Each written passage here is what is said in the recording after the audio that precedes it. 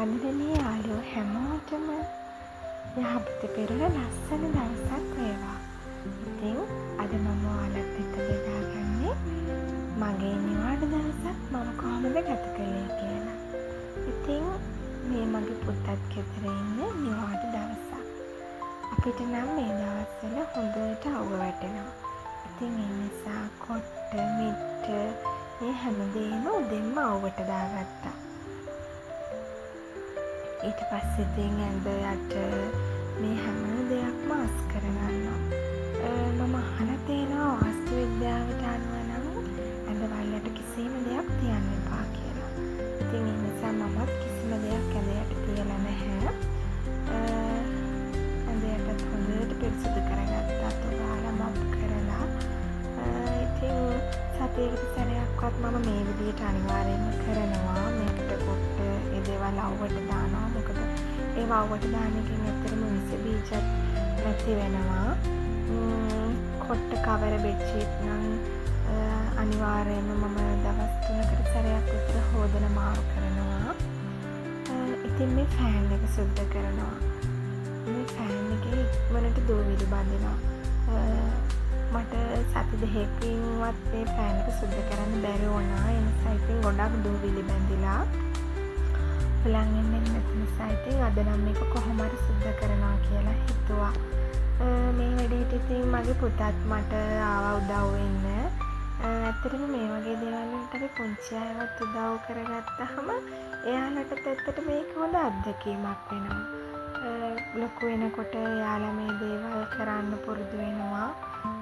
කරදරයක් කියලා හිතුවත් ඇත්තටම පළවෙනි සැරේ විතරයි අපිට යාළුවා කරදරයක් වෙන්නේ. මේක දෙසරේ තුන්සරේ කරනකොට ඇත්තටම එයාලට උදව් වෙනවා.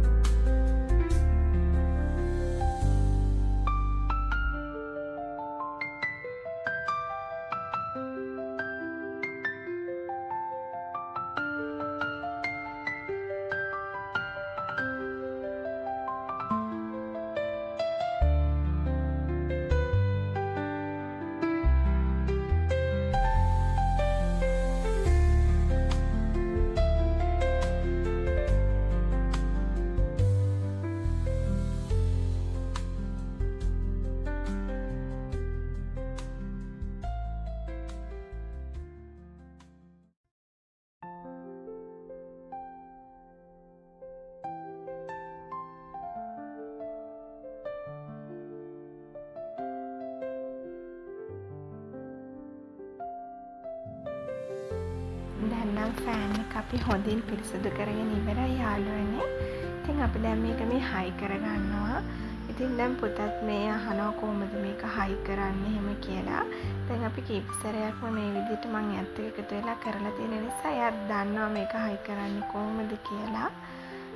ඉතින් අපි දැන් එකතු වෙලා මේක හයි කරා.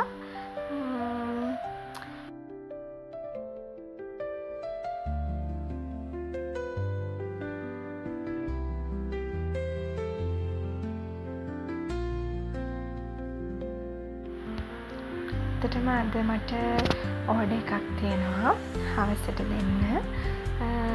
සෑන්ඩ්විච්, කට්ලට්, චෝටිස් පැට් 100ක් දෙන්න තියෙනවා.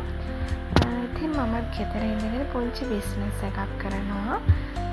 හස්බන්ඩ්ට උදව්වක් විදිහට පුතාවත් බලාගෙන මේ විදිහට ඉතින් කේක්, චෝටිස් පැක් වගේ ඒවා ඕඩර්ස් අරගෙන කරනවා. ඉතින් ඔයාලා මාත් එක්ක එකතු වෙලා ඉන්න. අපි ඉස්සරහට මේ ගැන තවත් වීඩියෝ කරමු.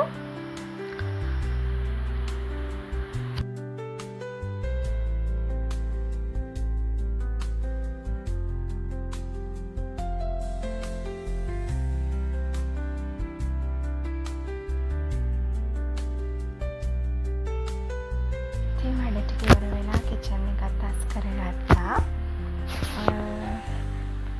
ඒක අස් කරේ නැතුනොත් ඉතින් අපිට කෑවේ නෑ වගේනේ. ඉතින් ඒකත් පුළුවන් විදියට ඉක්මනට අස් කරගත්තා. යාළුවනේ පුංචි අය ඉන්න ගෙවල් වල අස් කරගන්න බෑ. එහෙම කියලා හිතනවාද ඔයාලට? අපි පිළිවෙලට පිරිසිදු ආස්පස් කරගෙන ඉන්නකොට ඇත්තටම යාළුවත් ඒ විදියට ඉන්න ඉබේම හුරු වෙනවා. ඒ නිසා අපේ ගෙදර නම් ඇත්තටම එහෙම ප්‍රශ්නයක් නැහැ. මගේ පුතත් හුරු වෙලා ඉන්නවා අස් කරාම ඒවා හැඩි කරන්නේ නැතුව ඉන්න.